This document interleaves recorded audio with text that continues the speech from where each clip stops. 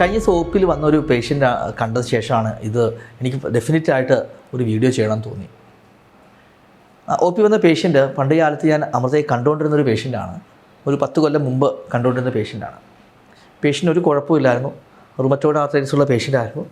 അസുഖം 2012-ലോ 2013-ലോ തുടങ്ങി. ഒരു 6 മാസത്തിനുള്ളിൽ എന്നെ വന്ന് കാണിച്ചു. 1 വർഷത്തെ ട്രീറ്റ്മെൻറ്റ് എടുത്തു. അസുഖം നല്ല കൺട്രോളായി. മെത്തോട്രോക്സൈറ്റും ഹൈഡ്രോക്സിക്ലോറോക്വിനും ചെറിയ ഡോസിലാണ് കഴിച്ചുകൊണ്ടിരുന്നത്. അത് തന്നെ കുറച്ച് കൊണ്ടുവന്ന് HCQ മാത്രമേ ഉണ്ടായിരുന്നുള്ളൂ. 1-2 ദിവസം ഒരു ഗുളിക കഴിക്കുമായിരുന്നു. അപ്പോൾ പേഷ്യൻറ്റിക്ക് ആരോ പറഞ്ഞു, നിങ്ങൾ ഈ അലോപ്പതി ഒന്നും ചെയ്യരുത്, ഇതെല്ലാം സ്റ്റിറോയിഡാണ്, ഇത് കഴിച്ചു കഴിഞ്ഞാൽ പ്രശ്നമാണ്. ഈ മെത്തോട്രോക്സിനും HCQ സ്റ്റിറോയിഡേ അല്ല. ഇതിന് മുമ്പ് നമ്മൾ പല വീഡിയോയിലും പറഞ്ഞിട്ടുണ്ട്. നമ്മുടെ ഇപ്പം മോഡേൺ ആയിട്ടുള്ള റുമറ്റോളജി ചികിത്സയിൽ സ്റ്റിറോയിഡിൻ്റെ യൂസ് ദിവസം പോകുന്നതോറും കുറഞ്ഞ് വന്ന് വളരെ കുറവാണിപ്പോൾ. ഒരു 95% പേഷ്യൻസിനും സ്റ്റിറോയിഡുകൾ ഒരു 3 മാസം കഴിഞ്ഞാൽ ആർക്കും കാണാതെ തന്നെ ഇല്ല. അപ്പോൾ അങ്ങനെയുള്ള അപ്പോൾ അവരോട് പറഞ്ഞു മെത്തോട്രോക്സൈറ്റ് HCQ എല്ലാം സ്റ്റിറോയിഡാണ്, ഇതിന് സൈഡ് എഫക്റ്റ് ഉണ്ട്, ഇതെല്ലാം ലോങ് ടേം കഴിച്ചാൽ കിഡ്നി പോകും, ലിവർ പോകും എന്ന് പറഞ്ഞു. ആര്? അപ്പുറത്തെ വീട്ടിലെ ഒരാൾ, അവരുടെ ഒരു ഫ്രണ്ടായിട്ടുള്ള ഒരു അമ്മ, വേറൊരു അമ്മ പറഞ്ഞു. അപ്പോൾ 2014 ശേഷം ഞാൻ ഇവിടെ കണ്ടിട്ടില്ല. അപ്പം 2015 1.5 കൊല്ലം കഴിച്ചു. അത് കഴിഞ്ഞ് മരുന്നൊക്കെ ഇവിടെ മുടക്കി നിർത്തിക്കഴിഞ്ഞ് ഒരു 6 മാസം മുതൽ 8 മാസം കഴിഞ്ഞപ്പോൾ അസുഖം തിരിച്ചു വന്നു. വേദനകൾ വന്നു തുടങ്ങി. ആദ്യം ചെറിയ വേദനയായിരുന്നു, അതിനുശേഷം വേദന കൂടി വന്നു. അപ്പോൾ അവരെന്ത് ചെയ്തു? കുറച്ച് പെയിൻ കില്ലേഴ്സൊക്കെ ആദ്യം മേടിച്ച് കഴിച്ചു. അവരെ പിന്നെ ഞാൻ കാണുന്ന ഒരു 10 കൊല്ലത്തിന് ശേഷം 2015-ലാണ്. അപ്പോൾ എനിക്ക് വരുമ്പോൾ ഇവർ വളരെ ഗ്രേഷ്യസ് ആയിട്ടുള്ള ഒരു ടീച്ചറാണ്. ഇവർ വാസ് എ ടീച്ചർ. വളരെ അറിവും വിദ്യാഭ്യാസവും വിവേകവും ഒക്കെ ഉള്ളൊരു ലേഡിയാണ്. ഞാൻ കാണുമ്പോൾ 40 വയസ്സായിരുന്നു. ഇപ്പോൾ അവർക്ക് 50-52 വയസ്സായി. റിട്ടയർ ആയിട്ടില്ല. പക്ഷേ കഴിഞ്ഞ 3 കൊല്ലമായിട്ട് ജോലിക്ക് പോകാൻ പറ്റുന്നില്ല. അപ്പോൾ ഒരു വീൽ ചെയറിലാണ് വരുന്നവർ. അപ്പോൾ ഇവർ വളരെ നന്നായിട്ട് സംസാരിക്കുന്നത്, ഒരു സെൻസിബിൾ ലേഡിയായിട്ട് ഞാൻ കരുതുന്ന ഒരു വിദ്യാഭ്യാസം ഉള്ളൊരു ലേഡിയാണ്. അപ്പോൾ ഇവരെ കണ്ടപ്പോൾ അവർ പറഞ്ഞപ്പോൾ എനിക്ക് ഓർമ്മ വന്നു. അവർ വേറെ കുറേ നമുക്കറിയാവുന്നൊരു കോമൺ ഫ്രണ്ടൊക്കെ അവർക്കുണ്ടായിരുന്നു. പറഞ്ഞപ്പോൾ ഓർമ്മ വന്നു. പക്ഷേ ഇവരെ കണ്ടാൽ നമ്മൾ മനസ്സിലാകത്തില്ല. കാരണം അത്രയും ക്ഷീണിച്ചു. ഒരു 65-70 കിലോ ഒക്കെ ഉള്ള നല്ല വെൽ ബിൽറ്റായിരുന്നു. അതൊക്കെ ശോഷിച്ച് 40-45 കിലോ ആയി. അപ്പോൾ ആകപ്പാടെ ക്ഷീണിച്ചു. വീൽ ചെയറിലിരിക്കുകയാണ്. ജോയിൻസിലെല്ലാം ഡീഫോമിറ്റിയും വന്നു. അപ്പോൾ ഞാൻ അവരോട് ചോദിച്ചു, എന്താ നിങ്ങളിങ്ങനെ ചെയ്തേ? ഡോക്ടറെ, അബദ്ധം പറ്റിപ്പോയി. അവർ പറഞ്ഞതാണ്, അബദ്ധം പറ്റിപ്പോയി. അബദ്ധം എന്താണ്? അവർ അറിയാത്ത ആൾക്കാരോട് പോയി ആവശ്യമില്ലാതെ ഒപ്പീനിയൻ ചോദിച്ചു. അതല്ലേ ഇതിൽ അബദ്ധം. നിങ്ങളോട് ഒരു പേഷ്യൻ്റ് മരുന്ന് കഴിക്കുന്നു, കുഴപ്പമില്ലാതെ പോകുമ്പോൾ എന്താ ചെയ്യേണ്ടത്? ഇപ്പോൾ അടുത്തൊരു വീട്ടുകാരൻ ഇത് വന്ന് പറഞ്ഞു, ഈ മരുന്നിന് ഇങ്ങനെ സൈഡ് എഫക്റ്റ് ഉണ്ടെന്ന് പറയുകയാണെങ്കിൽ നിങ്ങൾ എന്താ ചെയ്യേണ്ടത്? അടുത്ത പ്രാവശ്യം വരുമ്പോൾ ഡോക്ടറോട് ചോദിക്കുക, എങ്ങനെയാണ് ഡോക്ടറെ ഇങ്ങനെ ഒരു പ്രശ്നം കൊണ്ട് ഇങ്ങനെ പറഞ്ഞു, ഞാൻ എത്ര നാളാണ് മരുന്ന് കഴിക്കേണ്ടത്? മരുന്ന് കഴിച്ചില്ലെങ്കിൽ എന്ത് ചെയ്യണം? മരുന്ന് നിർത്തിയാൽ എന്താണ് പ്രശ്നം? ഇത് ഓപ്പണായിട്ട് ഡിസ്കസ് ചെയ്യാം. നമ്മളെല്ലാം ഓപ്പൺ ഫോർ ഡിസ്കഷനാണ്. എസ്പെഷ്യലി കെയറിൽ നിങ്ങൾ വരുമ്പോൾ നിങ്ങൾ ഡെഫിനറ്റ്ലി നിങ്ങൾക്ക് ജൂനിയർ ഡോക്ടേഴ്സിനോടോ ഫിസിഷ്യൻ അസിസ്റ്റൻസിനോടോ മെയിൻ ഡോക്ടേഴ്സിനോടോ ആരോട് വേണമെങ്കിലും ഓപ്പണായിട്ട് സംസാരിക്കാം. എന്താണ് നമുക്ക് നിർത്തിയാനുള്ള പ്രശ്നം? നിർത്തിക്കഴിഞ്ഞാൽ സംഭവിക്കും അത് നിങ്ങൾക്ക് പറഞ്ഞു തരികയും ചെയ്യും. യൂഷ്വലി റുമറ്റോയ്ഡ് ആർത്രൈറ്റിസ് പോലുള്ള അസുഖത്തിൽ നമ്മൾ മരുന്ന് നിർത്തിക്കഴിഞ്ഞാൽ അസുഖം തിരിച്ചു വരാനുള്ള സാധ്യത വളരെ കൂടുതലാണ്. എത്രയാണ് കൂടുതലെന്ന് വെച്ച് കഴിഞ്ഞാൽ ഇതിലെ പ്രശ്നം എന്ന് വെച്ചാൽ ഇപ്പോൾ HCQ കഴിച്ചുകൊണ്ടിരിക്കുന്ന ഒരു പേഷ്യൻ്റ് HCQ 2 ദിവസം കഴിച്ചാലും ഒന്നും സംഭവിക്കില്ല. ഇതെല്ലാം ഡിസീസ് മോഡിഫൈ ആണ്. അതായത് നമ്മുടെ ശരീരത്തിലെ ഇമ്മ്യൂൺ സിസ്റ്റത്തിനെയാണ് ഇത് മോഡിഫൈ ചെയ്യുന്നത്. അപ്പോൾ ഈ ഗുളിക നിർത്തിക്കഴിഞ്ഞാൽ പലപ്പോഴും അസുഖം തിരിച്ചു വരുന്നത് 2 മാസവും 3 മാസവും കഴിഞ്ഞിട്ടായിരിക്കും. അതും പതുക്കെ തിരിച്ചു വരും. ഒറ്റ ദിവസം എല്ലാം കൂടി വരാം. ചിലർക്ക് അങ്ങനെ വരാം. പലപ്പോഴും പതുക്കെ അതിൽ അസുഖം കൂടി വരത്തുള്ളൂ. കൂടി വന്ന ഒരു മരുന്ന് നിർത്തി ചിലപ്പോൾ 6 മാസമോ 8 മാസമോ 1 വർഷമോ ഒക്കെ കഴിഞ്ഞിട്ടായിരിക്കും അസുഖം തിരിച്ചു വരുന്നത്.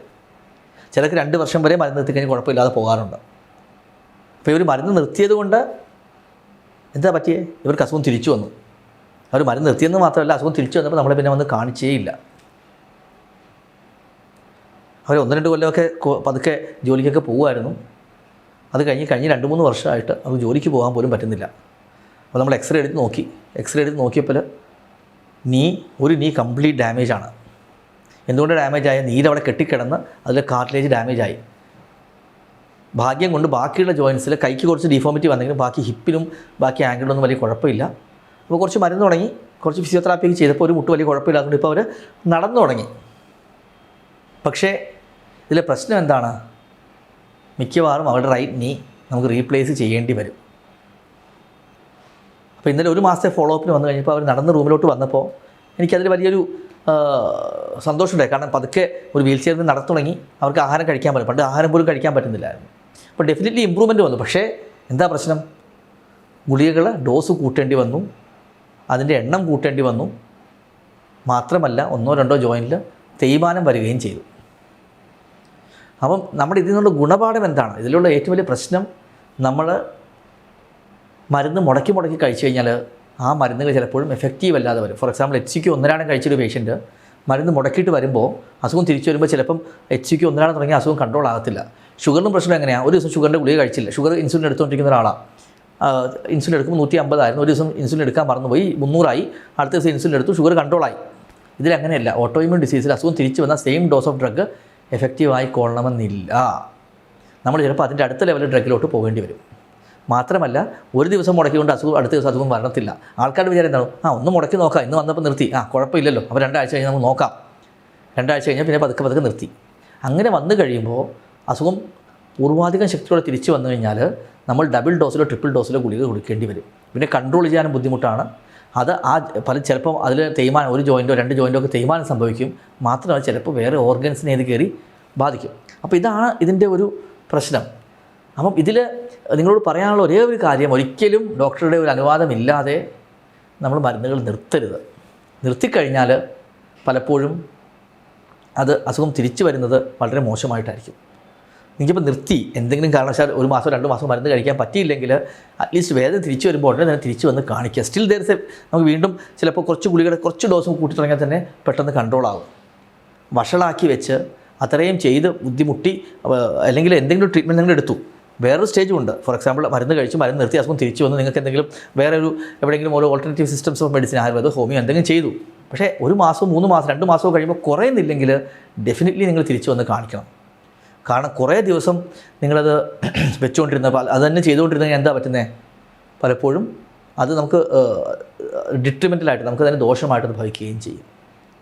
ഞാൻ ആൾക്കാരോട് എപ്പോഴും പറയും, ഇവിടെ നമ്മൾ വണ്ടി കയറി തിരുവനന്തപുരത്ത് പോകാൻ നമുക്കറിയാം, എറണാകുളത്ത് പോയാൽ 6 മണിക്കൂർ കൊണ്ട് തിരുവനന്തപുരത്ത് എത്തും, 6-7 മണിക്കൂർ കൊണ്ട് ബസ്സിൽ തിരുവനന്തപുരത്ത് എത്തും. പക്ഷേ ഇതൊരു 15 മണിക്കൂർ കഴിഞ്ഞ് തിരുവനന്തപുരത്ത് എത്തില്ലെങ്കിൽ എന്താ അർത്ഥം? വഴി തെറ്റി. അപ്പോൾ നമ്മൾ എന്ത് ചെയ്യും? പതുക്കെ വണ്ടി നിർത്തി ആരോടും ചോദിച്ചിട്ട് കറക്റ്റായിട്ട് വണ്ടി എടുത്ത് നമ്മൾ പോകും. അപ്പം നമ്മൾ അതുപോലെ തന്നെ ഒരു ചികിത്സ എടുത്തു കഴിഞ്ഞാൽ യൂഷ്വലി റുമറ്റോയ്ഡ് ആർത്രൈറ്റിസ് ചികിത്സയിൽ 3 മാസമൊക്കെ ആകുമ്പോൾ അത്യാവശ്യം വേദന കുറയേണ്ടതാണ്. 3 to 4 months ആകുമ്പോൾ നല്ല രീതിയിൽ വേദന കുറയും, 6 months ആകുമ്പോൾ നല്ല രീതിയിൽ വേദന കുറയേണ്ടതാണ്. അങ്ങനെ കുറയുന്നില്ലെങ്കിൽ എന്തുകൊണ്ട് കുറയുന്നില്ല എന്നുള്ളത് നമ്മൾ നോക്കി അതിനുള്ള പരിഹാരം കണ്ടുപിടിക്കുക. അങ്ങനെ പ്രശ്നങ്ങളുണ്ടാകാം കേട്ടോ. അപ്പോൾ ഏതെങ്കിലും സിസ്റ്റം ഓഫ് മെഡിസിനിൽ പോയിട്ട് ESR നിങ്ങൾക്ക് 100 തന്നെ നിൽക്കുകയാണ്, അല്ലെങ്കിൽ ജോയിൻസിൽ നീർക്കെട്ടൊന്നും മാറുന്നില്ലെങ്കിൽ ഡെഫിനറ്റ്ലി നമ്മളെന്ത് ചെയ്യണം? കറക്റ്റായിട്ട് ഡോക്ടറോട് ചോദിക്കണം എന്തുകൊണ്ട് കുറയുന്നില്ല. അപ്പം അങ്ങനെ ചെയ്ത് കറക്റ്റായിട്ട് റുമറ്റോളജിസ്റ്റിനെ കണ്ടു കഴിഞ്ഞാൽ നമുക്ക് വളരെ നല്ല രീതിയിൽ മുന്നോട്ട് പോകാൻ സാധിക്കും. അപ്പോൾ ഈ കേസിൽ നന്നായിട്ട് പോയിക്കൊണ്ടിരുന്ന ലേഡി HCQ ഒന്നരാടം കഴിച്ചുകൊണ്ടിരുന്ന ഇവർ മരുന്ന് നിർത്തിക്കഴിഞ്ഞ് അസുഖം വന്നപ്പോൾ ഒരു ജോയിൻറ്റ് പോവുകയും ചെയ്യും, ഒരു ഡബിൾ ഡോസ് മരുന്ന് കഴിക്കേണ്ടി അവരുടെ ജോലി ഓൾമോസ്റ്റ് നഷ്ടപ്പെട്ട പോലെയാണ്. അപ്പോൾ അവരുടെ സോഷ്യൽ ലൈഫും ഫിനാൻഷ്യലി എല്ലാ തരത്തിലും അവർ അടിപ്പെട്ടു. അപ്പം എല്ലാ തരത്തിലും ഫാമിലിപരമായിട്ടും അവർ ഭയങ്കര ബുദ്ധിമുട്ടിലാണ്. അപ്പോൾ ഒരാൾ ഈ അമ്മ അല്ലെങ്കിൽ ലേഡി എന്ന് പറയുന്ന ആളാണല്ലോ ഫാമിലിയുടെ നട്ടല്. അപ്പം അവർ ഇങ്ങനെ തെറ്റിദ്ധാരണയുടെ പുറത്ത് ഇങ്ങനെ പോകുമ്പോൾ പലതരത്തിലുള്ള കോൺസിക്വൻസും അവർക്ക് മാത്രമല്ല അവരുടെ ഫാമിലിക്കും കുട്ടികൾക്കും എല്ലാം ഉണ്ടാകും. അതുകൊണ്ട് ഒരു തെറ്റായ ഡിസിഷൻ കാരണം അവർ ഇത്രയും അനുഭവിക്കേണ്ടി വന്നു. അപ്പോൾ നിങ്ങൾ ഒരിക്കലും അങ്ങനെ ഒരു സിറ്റുവേഷൻ എത്താതിരിക്കുന്നതിന് വേണ്ടിയിട്ടാണ് ഈ വീഡിയോ ഡീറ്റെയിൽ ആയിട്ട് നിങ്ങളോട് പറഞ്ഞത്. Thank you.